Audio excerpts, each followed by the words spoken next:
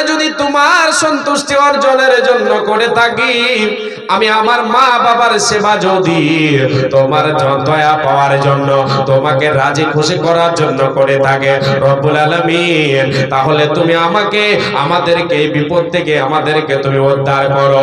পাথরটা এতটা পরিমাণ সরিয়ে দাও যাতে করে আমরা সূর্যটা দেখতে পাই, সূর্যের কিরণ দেখতে পাই। আল্লাহ তাআলা রাজি হয়ে আছে, খুশি হয়ে আছেন বলে সেই পাথরটাকে এতটা সরিয়ে দিলেন যে তারা সূর্যের কিরণ দেখতে পেল। এই করে আরো দুইজন আমল ধরলো, পাথরটা সরে গেল, পাথরটা সরে গেল। কথা হলো এটাই, আমি আপনি যদি কোনো বিপদে পড়ে যাই, মা বাবাকে যদি আমি আপনি তাদের সেবা যত্ন করে থাকে, তাদেরকে যদি আমি আপনি ভালোবেসে থাকে, তাদের মুখে আহার দিয়ে থাকে আল্লাহর সন্তুষ্টি অর্জনের জন্য, এই আমলকে ধরেন, আল্লাহর কাছে দোয়া করেন, আল্লাহ তাআলা আপনার বিপদকে দূর করে দেবেন। এই আল্লাহর গোলাম এবারে চলেন আপনাদেরকে আমি নিয়ে যাই। রব্বুল আলামিন বলেন, বান্দা যদি তুমি রুজি রুটিতে বরকত পেতে চাও, জান্নাতের দরজা খোলা পেতে চাও, জান্নাত যদি তুমি লাভ করতে চাও, তাহলে শুনে নাও, শুনে নাও, ওয়া মা আনফাকতুম মিন শাইইন ফাহুয়া ইউখলিফুহু ওয়া হুয়া খায়রুর রাযিকিন। বান্দা রে, আমি আল্লাহ যেটা তোমাদের দিয়েছি, যে সম্পদ তোমাদেরকে দিয়েছে, সেখান থেকে তোমরা খরচ করো, আমার পথে ব্যয় করো, আমার পথে দান করো, আমি আল্লাহ তাআলা এর বিনিময় তোমাদেরকে দেব। তোমরা এটা জেনে রাখো, আমি হলাম উত্তম রিজক দাতা।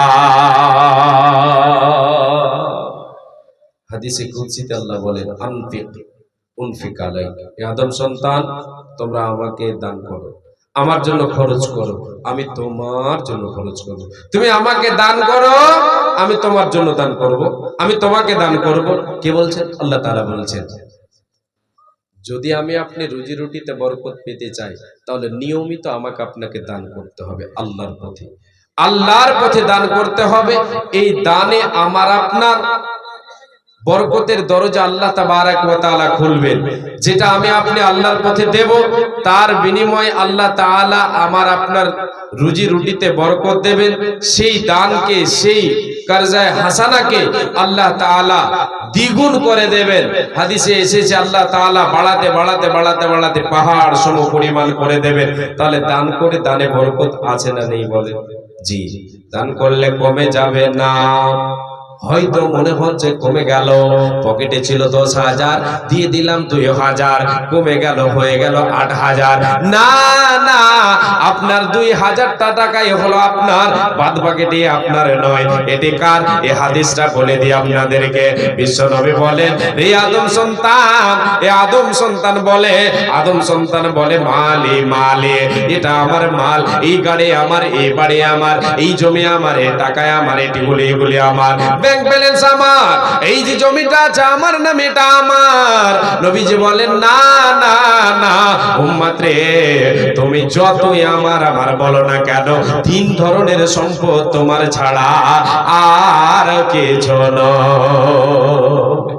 একটা হলো মা আকালাফা আপনা, উম্মত রে, জীবনে যেটা তুমি খাবে, যতদিন বেঁচে আছো, খেয়ে নিলে শেষ করে দিলে, তুমি খেলে যেটা তোমার জীবনে বেঁচে আছো যতদিন, যেটা তুমি খাবে, এটা হলো তোমার নিজস্ব, এতে কেউ তোমার ভাগ গোছাবে না।